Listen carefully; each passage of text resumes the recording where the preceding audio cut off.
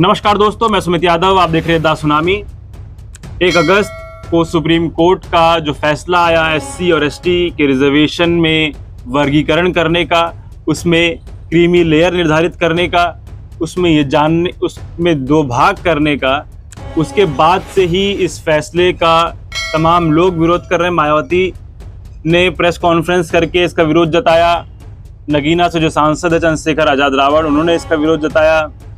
NDA का हिस्सा Chirag Paswan LJPR, उन्होंने भी इसका विरोध जताया। उसके बाद बिहार से तेजस्वी यादव ने भी, दोनों विरोधी दल होते हुए भी, चिराग पासवान और तेजस्वी यादव एक दूसरे के विरोधी होते हुए भी इस बात पे दोनों लोग एक साथ खड़े हुए दिखाई दिए कि सुप्रीम कोर्ट का जो एससी और एसटी के आरक्षण में वर्गीकरण का जो फैसला आया है गलत है, उस पर पुनर्विचार सुप्रीम कोर्ट को करना चाहिए। ऐसा तमाम बहुजन विचारकों का, बहुजन समर्थित, बहुजनों की जो राजनीति करते हैं, उन सभी लोगों का ये मानना दिखाई दे रहा है।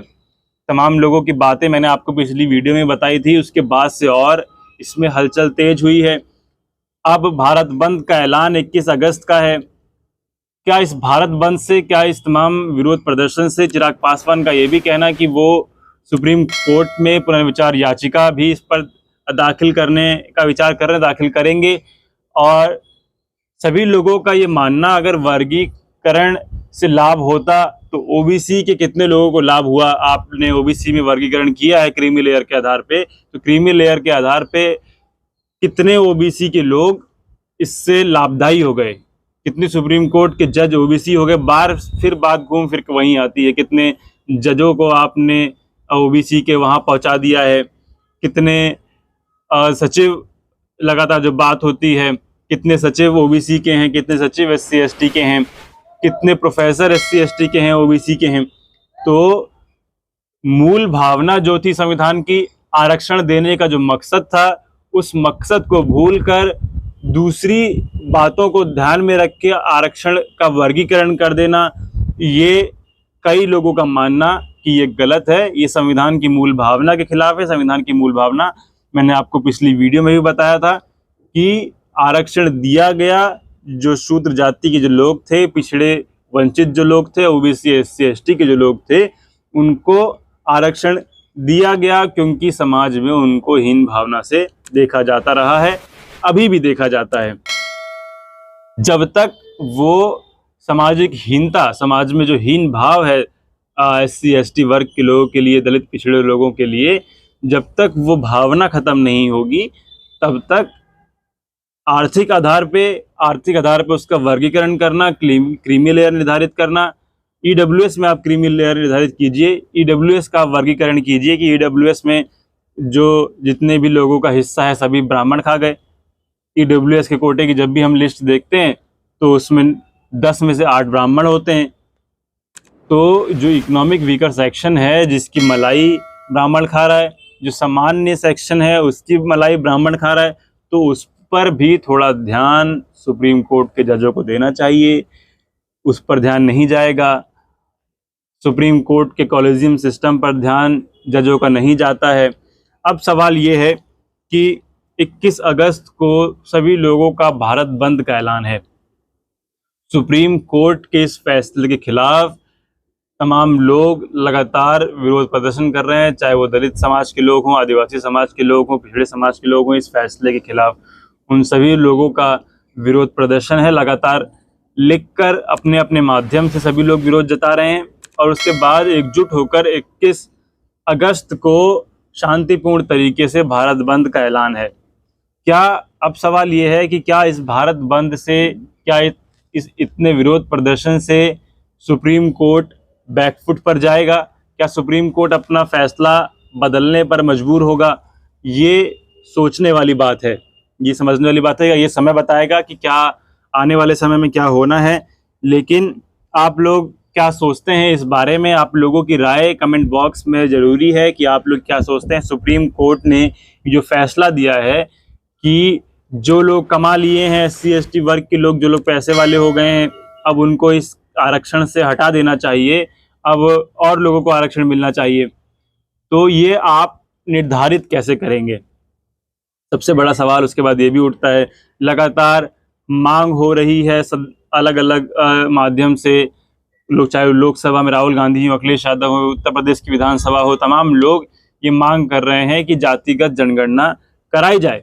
जातिगत जनगणना होगी तभी ये पता चलेगा कि किसको कितना हक अधिकार मिलना चाहिए, कौन आगे बढ़ चुका है, किसको उसका हिस्सा मिल चुका है, कौन अभी भी वंचित है, कौन आगे है, कौन पीछे है। जब तक आप जातिवार जनगणना नहीं कराएंगे तब तक आप आरक्षण का वर्गीकरण कैसे करेंगे, वो डेटा कहाँ से लाएंगे। सुप्रीम कोर्ट ने तो कह तो दिया कि ये राज्य सरकार की इसकी अनुमति है कि वो अपने हिसाब से जाति वो उसका वर्गीकरण करे आरक्षण का, SC ST कोटे में कोटा ला के। लेकिन कौन से डेटा के आधार पे राज्य सरकारें इसका वर्गीकरण करने वाली हैं? बिना जातिवार जनगणना के ये संभव नहीं है।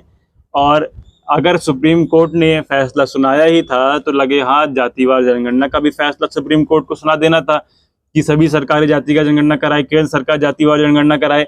जब तक जातिवार जनगणना नहीं होगी तब तक मालूम नहीं पड़ेगा किसको ज़्यादा हिस्सा मिला, किसको कम हिस्सा मिला।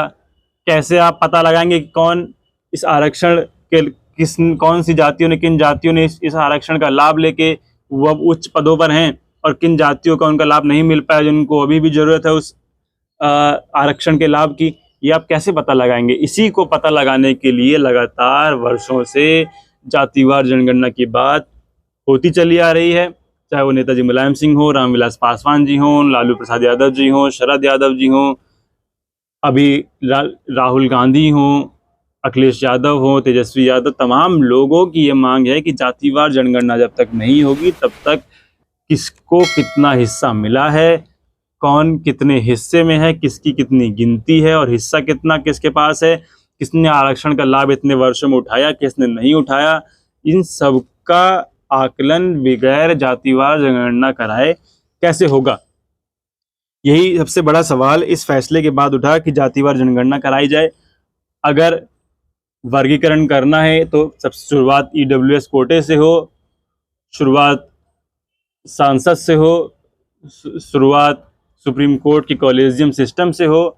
जब तक वहाँ शुरुआत हो, यूनिवर्सिटीज़ में आप देखिए प्रोफेसर्स किन जातियों के हैं, उनमें भी वर्गीकरण कीजिए कि अब और कोई ब्राह्मण वहाँ नहीं पहुँचेगा। तो सवाल ये है कि जब 7 जजों की बेंच में फैसला सुनाने वाले उस दर्द को नहीं जानते हैं, जो एक बहुत पुरानी कहावत है कि दुखिया की गति दुखिया जाने की, दुखिया के माई जाके पैर न फटे पवाई, सोका जाने पीर पर आई। तो जिन लोगों ने वो दर्द झेला ही नहीं है, जिन लोगों ने उस दर्द को देखा नहीं है, समझा नहीं है, उस दर्द को बर्दाश्त नहीं किया है, वो लोग उस बात का फैसला कैसे दे सकते हैं? अगर SC और ST के मुद्दों पर फैसला होना था तो उसमें कितने जज SC और ST समुदाय से आने वाले थे? ये लगातार सभी लोग इसका सवाल उठा रहे हैं। आप लोग क्या सोचते हैं? अपनी राय कमेंट बॉक्स में दीजिए जातिवार जनगणना के बारे में, सुप्रीम कोर्ट के फैसले के बारे में, और क्या 21 अगस्त भारत बंद और तमाम इन लोगों का विरोध प्रदर्शन सुप्रीम कोर्ट को अपना फैसला वापस लेने पे मजबूर कर पाएगा? क्या सोचते हैं? अपनी राय कमेंट बॉक्स में दीजिए। तब तक के लिए नमस्कार।